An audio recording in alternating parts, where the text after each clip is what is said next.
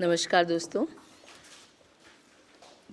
बड़ा ही दुर्भाग्यपूर्ण है कि आधार जैसी योजना और जो आधार की परिकल्पना पिछली सरकार ने की थी उसको पूरी तरह से तहस नहस करके आधार को बजाय इसके कि वो गरीब जनता के जीवन में कुछ सुविधा लेके आए, आज आधार को पूरी तरह से एक जासूसी या सर्विलेंस का टूल बन के छोड़ा जा रहा है।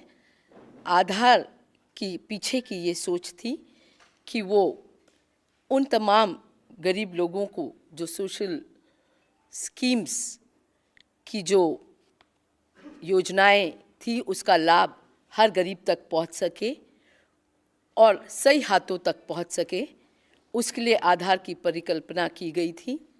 पर दुर्भाग्य है कि आज ये सरकार एक जिद पकड़े हुए है आधार को हर चीज़ से लिंक करने की। और यही प्रधानमंत्री जब मुख्यमंत्री होते थे 2014 में, जब यूपीए की सरकार आधार को लेके आ रही थी, तब इन्होंने ट्वीट किया था और मैं इनके ट्वीट को कोट करना चाहूँगी। On Aadhaar, neither the team that I met nor PM could answer my questions on security threat it can pose. There is no vision, only political gimmick. तो जो मुख्यमंत्री के नाते प्रधानमंत्री से सिक्योरिटी थ्रेट की बात कह रहे थे, आज उनको उस आधार को सभी चीज़ों से लिंक करने के पीछे कोई सिक्योरिटी थ्रेट नज़र नहीं आ रहा है, जो कि बहुत ही आश्चर्यजनक है और दुर्भाग्यपूर्ण है।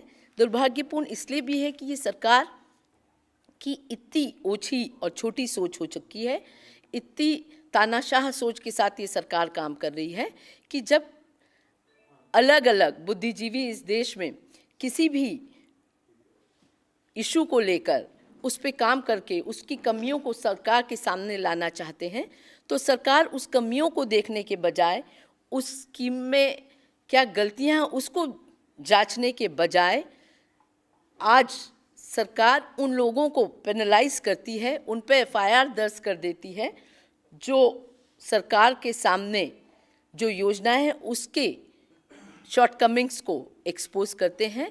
तो ये निश्चित ही सरकार की बहुत ही छोटी ओछी सोच है और एक डिक्टेटोरियल माइंडसेट यहाँ सरकार का नज़र आता है।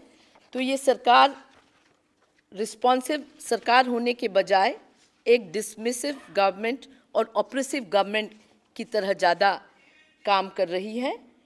और जिस समय समय पे ये पता लगा है कि आधार से कई चीज़ें बाहर आ जाती हैं, एक्सपोज कई डिटेल्स लोगों के बाहर आ जाते हैं। 130 million Aadhaar cards have been found to be leaked, ये तक सरकार के सामने आ चुका है और सरकार स्वयं सुप्रीम कोर्ट के सामने ये एक्सेप्ट कर चुकी है कि लीकेज होता है।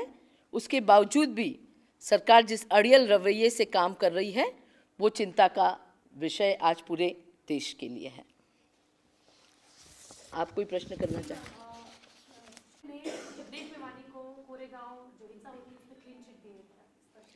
देखिए, सरकार साफ तौर पे जिस तरह से काम कर रही है, हमने देखा पिछले 4 साल में हर वो व्यक्ति जो सरकार की लाइन टो नहीं कर रहा है, जो सरकार के एजेंडे को लेके नहीं चल रहा है, उसको ये सरकार देशद्रोही घोषित कर देती है और उस पे एफआईआर तक दर्ज करने में पीछे नहीं हटती है।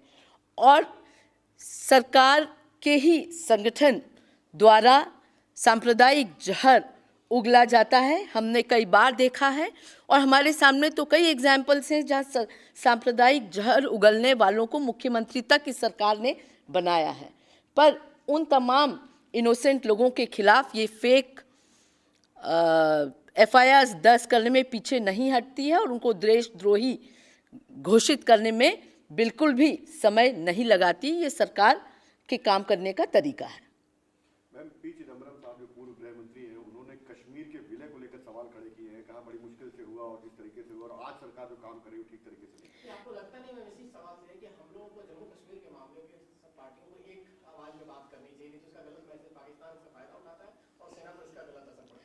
देखिए, कांग्रेस ने हमेशा इस बात को कहा ही नहीं, इस बात को लेके कांग्रेस आगे बढ़ी है कि देश की सुरक्षा और देश के किसी भी हिस्से को लेकर हम, सरकार कोई भी रहे, हम सरकार के साथ हमेशा से खड़े रहे हैं।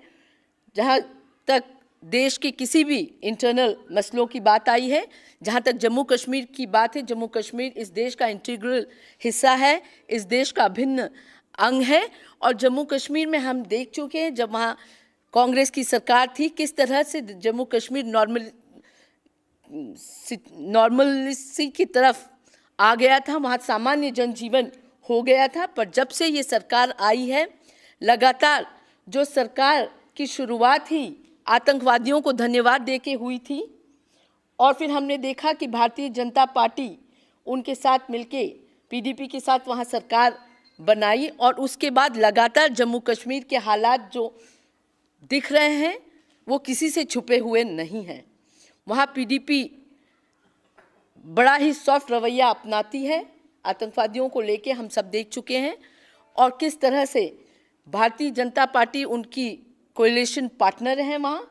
तो जवाब भारतीय जनता पार्टी को देना है कि आखिर किस तरह से वो जम्मू कश्मीर में सामान्य जनजीवन बनाएगी और किस तरह से उन लोगों के साथ वो खड़ी है जो आज आतंकवादियों के लिए एक सॉफ्ट रवैया अपनाए हुए। तो इसका जवाब भारतीय जनता पार्टी को देना है। बिल्कुल बिल्कुल, जम्मू कश्मीर में आज शांति बहाल होनी चाहिए।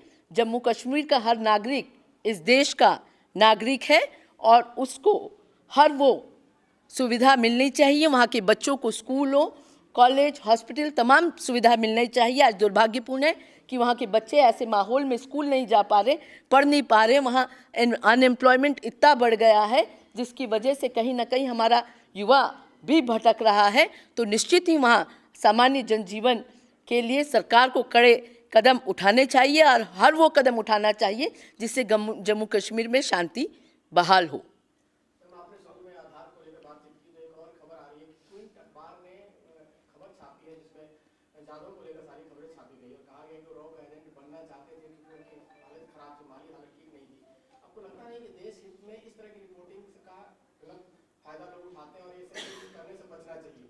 देखिए, जवाबदारी मीडिया हो या सरकार हो, चाहे आम आदमी की हो, सबकी जवाबदारी इस देश के लिए पहले है। हम इस देश के नागरिक हैं, तो हमारी जवाबदारी सबसे पहले हमारे देश के लिए है और हम सबको रिस्पॉन्सिबल होके काम करना चाहिए, चाहे वो कोई भी मीडिया हो, चाहे जी ही क्यों ना हो।